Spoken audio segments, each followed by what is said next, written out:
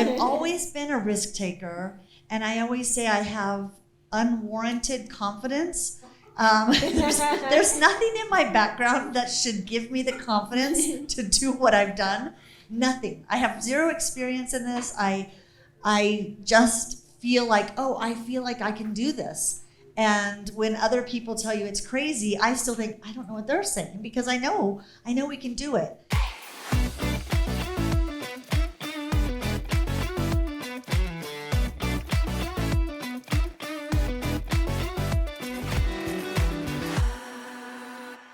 All right, I want to go ahead and share with you this incredible speaker.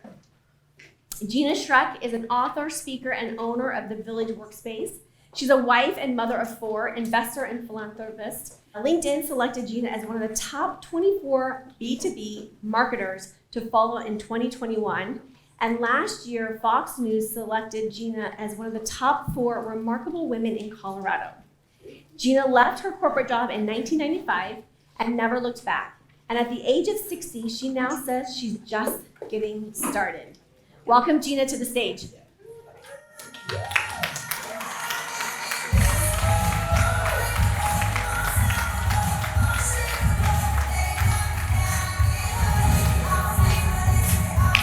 Oh my gosh. I am super excited because you are a rock star, girl. I only dress like one. What are you talking about? I play one on TV. I love it. I love it. Well, we've not that we've saved the best for last, but we kind of have. We kind of all got relaxed and mellow and meditative, and we're digesting. And then out comes Gina. And this is going to be where we get our activation, right? Exactly. So you actually also had another successful agency prior to the Village Workspace that you sold. I did. So how did the first idea for the event space come about?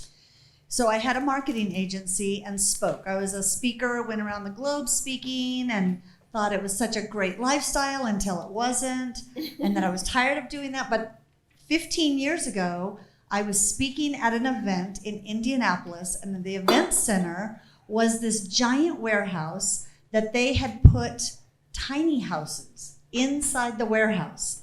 And so when you walked in, the event center was on one side, and all these little tiny houses, which were just tough sheds, but they were so cool. And I walked in going, this place is amazing. This is the coolest thing ever. And it was all guys. I called it a bro working space because it was an app developer and a web developer and an SEO guy.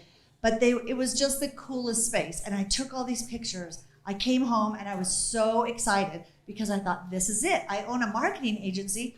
We're gonna buy a warehouse, put tiny houses in it, and we'll have each house be a different piece of marketing. So I came home and I was, when you have an idea, it's kind of like when you first wake up from a dream and you're like, oh my gosh, this is the best idea ever. And you start telling people and they look at you like, that's weird. And my husband looked at me, he goes, that's weird. What are you gonna do, buy a warehouse? And then it's that part when you wake up and you're like, oh wow, that kind of was like me saying, I'm gonna have monkeys hanging from chandeliers. Like it was just like, all of a sudden it was like, oh, maybe that's a really bad idea. And then you start second guessing it. And so I thought, well, I'll just put it on the back burner because I think it's kind of a good idea. But yeah, what am I going to do? Buy a warehouse? And it just got put on the back burner for 10 years. And 10 years later, we had a team of 12 people that we did marketing, our marketing team, and we were looking for office space. And we started looking for office space, and we'd go in a building and we'd say, wow, this building is so just quiet. And we'd walk in, and we thought, this isn't really where we want to be. We went in co-working spaces, and they seemed very sterile. And so then we started joking, well, maybe this is the time to build our own space. And yeah, that's kind of, the idea was on the back burner on low simmer for 10 years. Wow. Yeah. Wow. I could have been she-work. Well, and WeWork did not have a good experience. Well, you know what? They're making a comeback. I think the crazy guy, Adam, if anybody saw the movie We Crash, Adam Newman, his model was, he's trying to buy it back. Yeah. So Adam Newman, he started WeWork, His model was he didn't buy any buildings. His model was go in and open locations in the most expensive real estate areas, downtown New York, downtown San Francisco, downtown Denver. They went in and opened as many as they could across the globe. And then their rent was so high that their model was don't be profitable, just go for market share. And then there comes a point when you got to make money. Yeah. And so it crashed. But then he ends up getting a giant payout. And now he's going to try to buy this struggling company. So, yeah, it's crazy. But yeah. It is crazy. I could have done it right. And I could have said she work and not be sued. But now I can't do it. Yeah, not going to happen. But the Village Workspace is a fabulous space. It is. And I love the concept is a village. It's a community of people. We really focus on building community. My two daughters, they both worked with me to open it. One of them left to be a stay-at-home mom and loves being a mom at home. And Taylor, my other daughter, is the one that really, I always say she does all the work and runs it. And then I just talk about it. But I think that's an important part because you've been uber successful in growing that during a pandemic. We opened 2 weeks before COVID. We opened March 2nd, 2020. Opened the doors saying, let's gather people. Yeah, so it was a very sad and scary first year. The fact that you survived that for an event space is pretty, there was major hotels. We used to have, where we used to do our old event, the hotel went under. Yeah. And so there was a lot of spaces. Well, during 2020, we did not have the event space yet. We had 34 offices and like 3 conference rooms. And that was it. And it was in 10,000 square feet. And at that time, we thought it was so giant. We're like, 10,000 square feet is huge. And then we ended up getting full in 2021 because people were saying, I can't work at home. I can't. I need community. I need to get out of the house. And so we expanded from 10,000 square feet just 5 months ago to 50,000 square feet and added the event center. So the event center opened, we've been doing construction now for 6 months, 6.5 months, and we just finished, finished all the little things. And then the event center, we had our first event at the end of September. So kind of illegally, because we still hadn't had fire sprinklers in or any of that stuff. Again, a non-risk taker. Do I know. Do you ladies see a theme in here? I've always been a risk taker, and I always say I have unwarranted confidence. There's nothing in my background that should give me the confidence to do what I've done. Nothing. I have zero experience in this. I just feel like, I feel like I can do this. And when other people tell you it's crazy, I still think, I don't know what they're saying because I know we can do it. Do you feel like this has been like a calling for you? Like this has been something that you've been driven to? It's interesting. I always thought, wouldn't it be fun to have a coffee shop where you get to see the same people come in and you say, hey, Bobby Sue, how's it going? I don't know why I went Southern, but I've never lived in the South. But, wouldn't it be fun to see people and know about their kids, except the fact that at a coffee shop, you'd have to get there at 4 a.m. or something. And I was like, I can't do that. And then I thought maybe I'd open a restaurant because I could sit at the tables and say, how are the kids? How's the family? And I could sit by the people when they come in for dinner. But then you'd have to work weekends and nights and holidays. And so I always felt this, I love building community, which when I think about, we did marketing, which was building community online. And so I think the community part is the thing that I love the most. And so in that sense, it is, but it's not like I've always thought although bed and breakfast, wow, I would be really good at that too. Yeah. Except I wouldn't want to do the laundry. So see, there's always something. But this is like the greatest combination. Yeah, it's like, it really this is. I get to stand at the coffee bar and at 8 a.m. and not 4 and say, how's it going? Michelle, what's going on in your life? And Karen Ruth's here. We're always like, KW's in the house. So we still have that same thing going on, but in a workspace. I love it. Well, talking about community, what would you say are some ways in which everyone here that can incorporate those, what's been the juiciest parts about and tools and tips for building that community? I mean, to me, coming from the marketing side, it's all about being known. No matter what you're doing, your goal has to be known. I don't care what industry you're in. You need to focus on, I need to be the expert and the resource so people know me. They tell other people about me. When my goal used to be in marketing, when someone was talking to somebody's cousin about this crazy new thing called Twitter and Facebook, that they would say, oh, you know who you need to talk to is Gina. And that was always my goal. From the moment social media came out, I was like, I will put out so much helpful content. And in marketing, I always said your goal was to be helpful. You had to write helpful content or interesting. Be helpful, be interesting, or be quiet. And the third one, most people didn't get. But that was my goal. And I got known because I was in early. I just was early. And I wrote a book about Twitter when it first came out, Twitter for Business.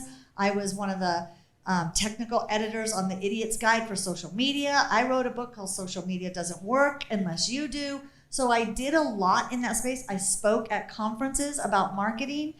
And so I just got known. And I always say, once you can be known as the expert and the resource, then you can take your audience to other places. Mm-hmm. So it helped when I completely pivoted and all of a sudden I'm in co-working.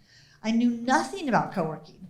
I was a complete, this is when some people say, how do you pivot? Mm-hmm. You just do. You just say, I want to try this. And you take a step over here. And I still had my marketing agency, but I took a step over here, although I took a gigantic step and went giant into it. But it took a year before we actually spent money to open the first Village. When we first did that in 2020, I had been working on it a year with low risk. I was learning, I was going to conferences, I was reading blog posts. So to take an idea and pivot, you have to just start going down another path, and then you might find, oh yeah, no, I can't. Or, oh, this is too scary. Or, I don't know enough about it. Or, you can kind of see that this isn't the right stuff, but maybe it's over here. Or you might say, oh, you know what? I think I'm going to stay where I am. I was so burnt out on the marketing for 8 years before I pivoted. Wow. 8 years. I was miserable. And I literally would go, I hated social media because when you do it, it's like being a baker, loving to bake, and then opening a bakery. You will hate baking, So I got to that point where I was like, I literally can't have another person ask me about Second Life and Twitter. And I was in all those. And so when you're there, you're like, you know what? I'm willing to jump over here and try it. Yeah. Well, and from an energetic perspective too, when you're burnt out, it's hard. It's hard. It's even hard to show up to work. Yeah. And then I would be on a stage talking about, let's talk about marketing. And then I would go backstage. Yeah. Yeah. Don't forget to tag me on Twitter. I can so relate to this. Yes, I can so relate to this. Hashtag barf. Yeah. Hashtag barf. Yeah. So I was at that stage and I would go home and I would just be, and again, we had 12 people working from home, was very lonely, and I need that community. And so I knew what it was like being lonely working. And we could work alone and not be lonely. So I kept saying, there's got to be a way we could bring our team together. But we had a lot of people that were out of state. And it just was that time. I said, yeah, when you feel like it's time, start exploring those ideas that are on the back burner. Start exploring ideas that just, wow, this brings me like a spark of excitement. And start just looking at that and say, maybe it's time to just explore some new things. And they can be so different, so different. It doesn't have to be, well, I need to stay in my area of expertise because this is where I have a degree, or this is where I make, our challenge is we make so much money sometimes that it's hard to pivot, because then we're like, oh, I'll make nothing if I go over here, But after a while, I was like, I'm willing to make nothing. I'm willing to pay somebody to get out of this. Yeah. Well, the other thing is too, is that when we get to that place, our energy is just plummeted, right? Yeah. And I was talking to Barbara Corkin, who's from the Sharks. We was on a group call on Thursday. I was talking to Barbara the other day. Well, me and Mark Cuban had drinks last week. No. We were on a group call, and the question was, I was like, I love that. But the fact is that she was the question got asked, she's like, what do you do when you stagnate, when you just feel it? And she's like, you got to do something new. And it's exactly what you said. Is that you got to change up that energy. You got to change up. And I've always loved change. Yes. That's how I was. Yeah. And I think some of us love change and we embrace it. Yeah. And I used to look at that when it was technology related. I was always frustrated by people who would say, I hate technology. I don't like social media. And I would say, and they would say, I'm not a technology person. I'm a people person. I go, that's like saying you don't do electricity. Today we have to do it. We have to do technology. Unless you know how to make really good furniture and become Amish, you have to embrace technology. And I love change so much that 15 years ago, I was working with IBM in a virtual world. We didn't put on goggles. We were looking at a screen, but it was kind of like World of Warcraft. We would log in with our little avatars, and man, my avatar was hot. Her hair was always looking good. I bought avatar. I spent money on avatar clothes. And then we would show up and we would have these meetings in a virtual space at IBM. So I was so into this that literally, and Karen Ruth knows this, in the speaker world, I would be at a conference and you could hear people whispering like, there's the crazy lady that does the virtual world stuff. Because I would be going, you guys need to be in here doing virtual. I just love change. And so, I've always been, no matter what I'm doing, I'm looking on the horizon. Like, what's the next thing that's coming? And I knew co-working was a trend. Shared economy was a trend. And I'm always looking at what is that next thing? Because maybe there's a glimmer of excitement for me, but then it might be something, a trend that I'm, mini skirts coming back like that, or skinny jeans. Let's be done. But I love that you're just following it, right? You just have to follow it and see. The energy. I'm an explorer. I love it. I'm an explorer. And I love to explore and see what's out there. And it may be that I turn around and go back. But it might be that I get out there. Did anybody ever see that movie? It's a Disney movie, Tomorrowland? Yeah. Okay. If you haven't seen it, you have to see it because it's just such a great movie. And there's a scene where the dad is talking to the little girl, and the little girl wants to go to space. And the dad is saying, but what if he's like, it's a long way away. And he goes, what if you get on the ship, and what if you go all the way and there's nothing there? And she goes, but what if there's everything? And that movie impacted me. I'm always about go explore, because what if there's everything? Yeah. And my husband is the one saying, what if you go all the way and there's nothing there and now we're broke? So it's hard when you're married. Yeah, it's hard when you're married to someone who says, just stay on the farm. And I'm going, but what if we go and it's amazing? But I think that's a key piece, and I think for most of us, we like change. We wouldn't have signed up for this if there wasn't some level of risk-taking in our system to be like, yes, let's do this. But if for folks that may not like change or struggle with change, what's a tip or a trick that you found to make change easier? Risk-free change prompting would be taking classes. You could take a class for nothing. You can learn to play the ukulele on YouTube. We're going to do this. We're doing that. I bought a ukulele. I'm going to learn to play. And literally my husband's first thing is, why would you buy a ukulele? That's kind of crazy. I was like, well, I'm the village crazy lady. That's my job. Moana, in case you ever see that.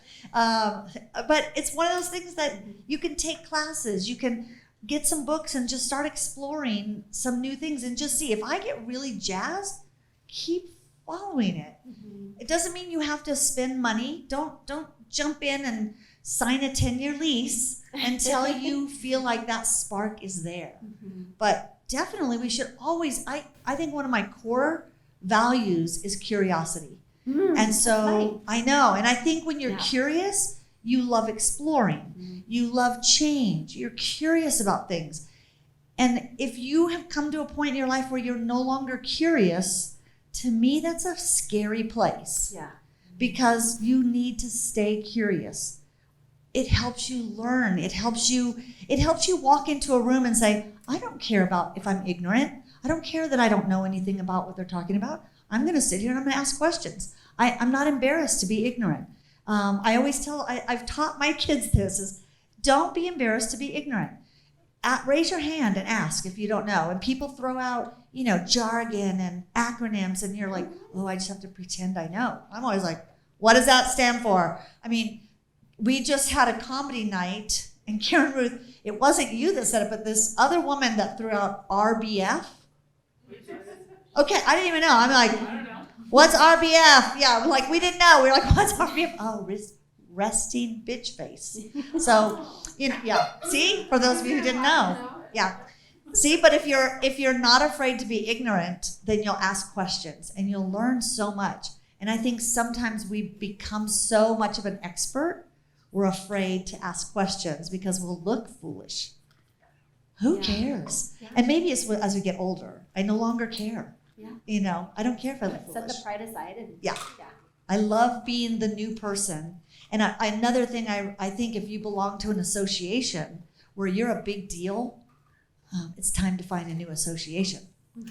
Because when you go somewhere and everybody knows you and you know everything, it's not the right place to be. You're not learning. You've outgrown it. Yeah. Want more support in creating your success story? My products can help. Check them out. First, I have my book, Be the Magic of You, Tools to Transform Your Life. And in it, I have over 70 different tools to help reprogram your brain. Next, I have my daily intentions planners. They help you create without forcing it. They combine brain science and universal laws. In addition to my book and planners, I also have 2 card decks you're sure to love, designed to support you to reconnect with your purpose, power, and potency. I also offer 2 special packages. The first is the Success Package. In it, you'll have my book and a year's supply of planners to help you bundle and save. Next is my favorite, the Empowerment Package. You can supercharge your life and business by getting all the products at one low price. But wait, there's more. I also offer a yearly subscription called the 7-Figure Business Box. Each quarter, you'll receive a physical box mailed to your home, a live 2-hour intensive training, an hour-long fireside chat with an expert in the industry, a guidebook packed with even more resources. To order anything you see here, just go to my website, talkingwithteri.com. Okay, so let me shift gears for a little bit. Have you always had a millionaire mindset, and if not, how did you develop it? I always knew I could do big things. Again, I think it's just delusional because I have no reason to have that confidence. I got married right out of high school. Literally graduated high school in June, got married in August. Yeah, I had not even turned 18. And I now blame my mother for my first failed marriage. No, was married for 5 years, had 2 children. And as a single mom was like, I have no skills. What am I going to do? And I called a temp agency. So Karen, Ruth, and I called a temp agency and I said, I need to find jobs. And I was doing all kinds of, any job. I mean, I have the most varied resume of jobs. I've driven cars off trains to park them. I've worked collating magazines. I did data entry. I was a receptionist. I love being a receptionist because it's easy. Ended up getting hired at the temp agency, and I did the recruiting and interviewing and all that. And I was always one of those people going, I like dealing with people. And so I ended up saying, I need to make more money because I'm a single mom. And they said, well, the only way you can make more money is be in sales. Have you ever sold anything? And I was like, no, but I can talk. I mean, how hard is that? And so I got into sales and I excelled and I became a regional sales director and I excelled and I became a regional VP at the temp agency. And so it's one of those things that I just kept following this squiggly path. And then I realized I was training all of our sales and customer service people and marketing team, and I love that part of it. And so I thought, I'm going to just start my own training company. I had 0 qualification to start my own training company. But in 1995, I quit my job and I started my own training company, training sales and marketing people. And because I had great relationships, I called my friend at Jones Intercable, which is now Comcast. And I said, hey, I do sales and marketing training. She goes, we need someone to train all of our cable systems around the country, 36 states. And I was like, oh, wow, I really have to do this. And I put together I didn't know how to do curriculum development, but guess who wrote curriculum? I did. And I went around and I trained first. I mean, I've lived in a world of delusion, and I've lived in a world, and it's so beautiful and wonderful here. I love this. So I say yes. Delusional, yes. right? Be delusional and say yes to things and go, guess what? You will always make it happen. When you say yes to something up here, you will stretch up there. When you say, well, I'm only qualified to be here, you're going to stay right there.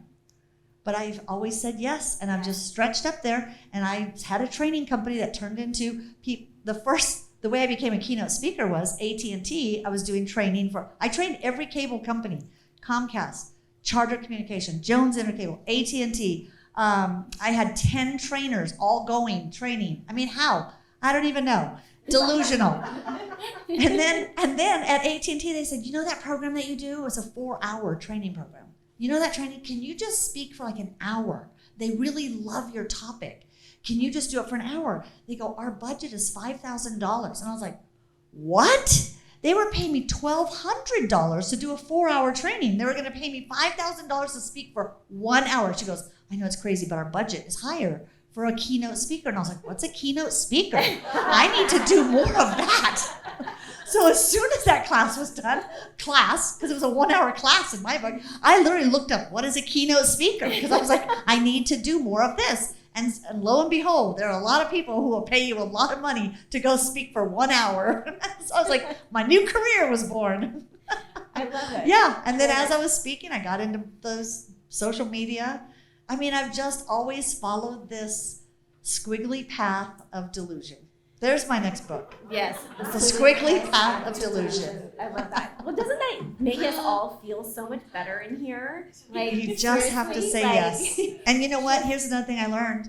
You can do so much more than you think you can. You're so much smarter than you give yourself credit for. I paid for my kids to go to college, and I was really mad about it. So I was like, you know what? I never went to college, and I'm doing better than all of you guys, my kids. I'm going, just go do something. Quit going to school. Go do it. So, no, I'm all for going to college. If there's is Brandon still? College is where you need to be. You need to go to college. Well, that's so funny that you say that, because like my daughter, we were speaking one time, and she was probably like 3 or 4 years younger, and we're sitting at the bar, and she was just like, and I made the comment like, well, if you go to college, and she goes, wait, what? And we've never been a force.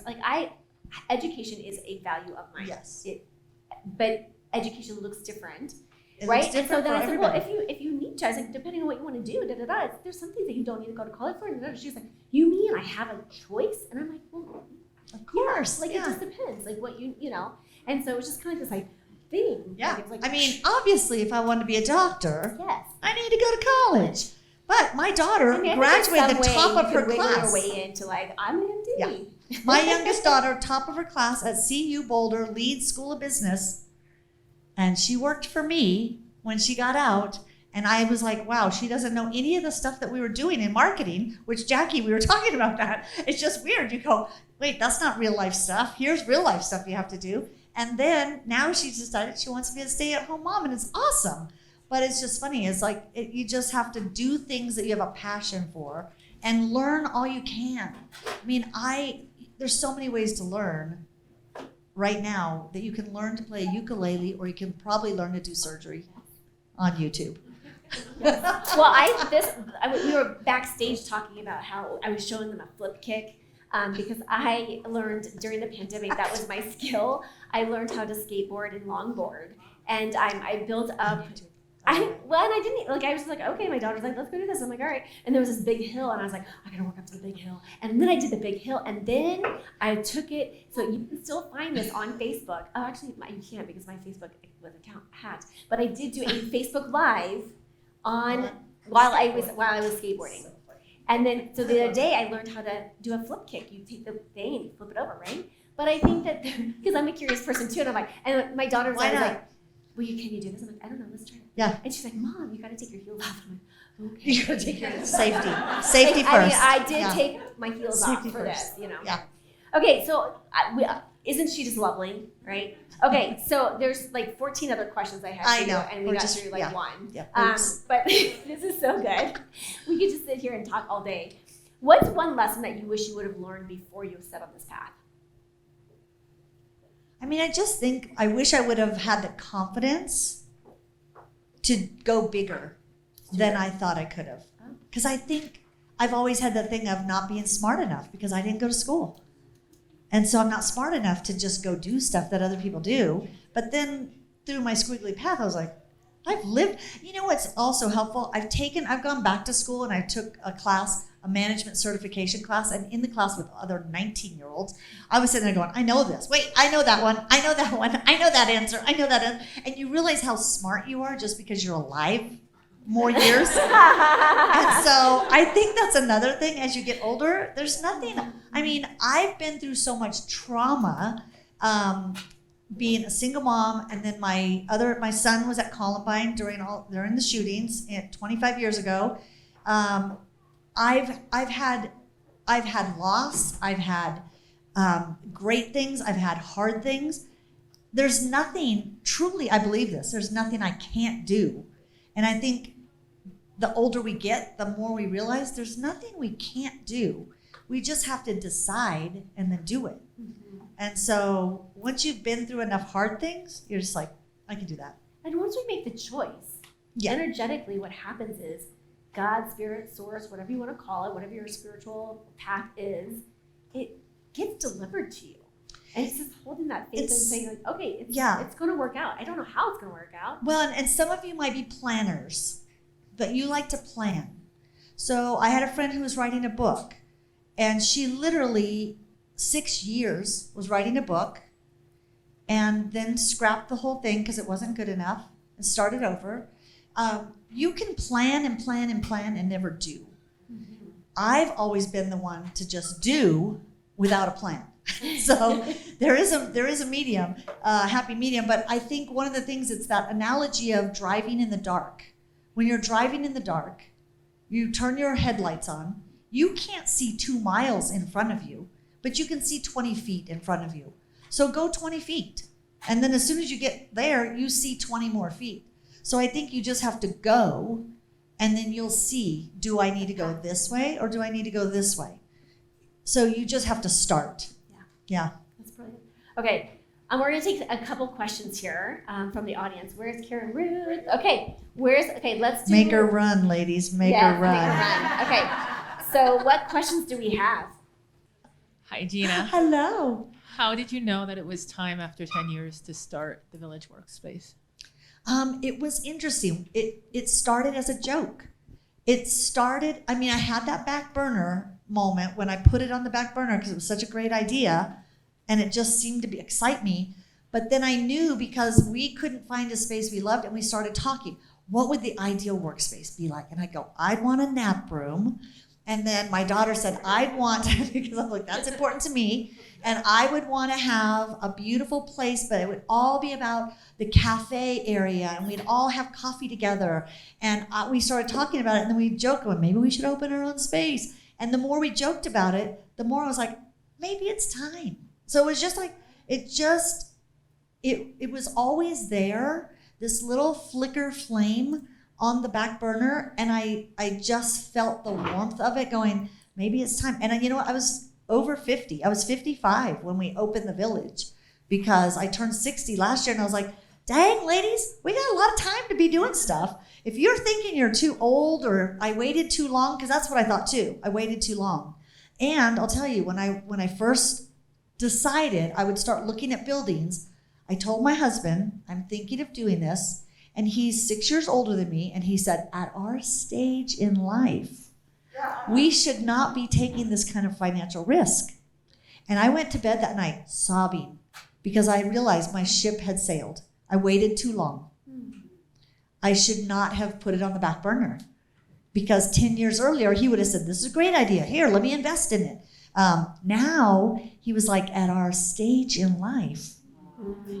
And I cried. All right, ladies, what is on your back burner? Yeah.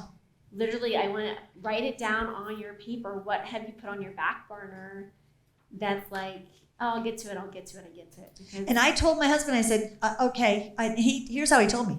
He said, I'm having heart palpitations and I'm having a hard time sleeping. And he was serious. Because my first thought was, so if I give you a baby aspirin, would that help? And I went to bed and I was just crying like my ship sailed. I waited too long. This is my fault. Blah, blah, blah. And I woke up the next morning and I was just like, no, I need to do this. I need to do this. I can picture it. And I went to him and I said, I will reduce the risk. I mean, this was pre-COVID, people. I said, I know how to market. I will fill the space. I will make sure that we are successful. You know me. I will work harder than anybody. And so he kept saying, okay, I mean, just know I'm not totally on board. And I was like, that's okay. You stand over there. We'll go on this way. And I did it. And I did it. And I wasn't, I mean, some people would say that was kind of weird that I did this without my husband's complete buy-in. But I was so sure that I should do it. Mm-hmm. And then we opened the doors March 2nd. And you still did it. We did. And you know what? And that's what turned him on our side. He's like, if you can fill this space during COVID. So when I had to say, guess what? I'm going to expand a little bit. He's like, yeah. Yeah. And he said, he goes, well, I'm sure it'll be great. Yeah. Yeah. You doubt me, watch me. I know. And that is another thing. I'm always like, watch me. Watch me. Oh my goodness, this has been absolutely incredible. So fun. We're going to do lightning speed because I want to make sure that we get these 3 questions. So just 1 or 2 words here. Biggest limiting belief that you had to overcome to get to where you're at now? I can do hard things. Okay. Yeah. And how do you get yourself unstuck when you get your own way? When I feel like I'm stuck and I feel like I can't do something, I have to mentally build a cocoon around me with like Carrie Underwood, I Am a Champion song, and podcasts like How I Built This. I have to listen to positive messages. I have to feed my soul things that are telling me, you can do this. You are a rock star. You can do this. You can do this. And then I can come out in the world that wants to tear off my wings. But you come out of your cocoon stronger. Yeah. That's beautiful. Yeah. All right. Well, this has been absolutely delightful. Yes? Has it been? Yes. Thank you for joining me today. Don't forget to like and subscribe. Make sure you hit that notification bell to find out about my upcoming shows. Thank you for tuning in today, and I'll see you next time.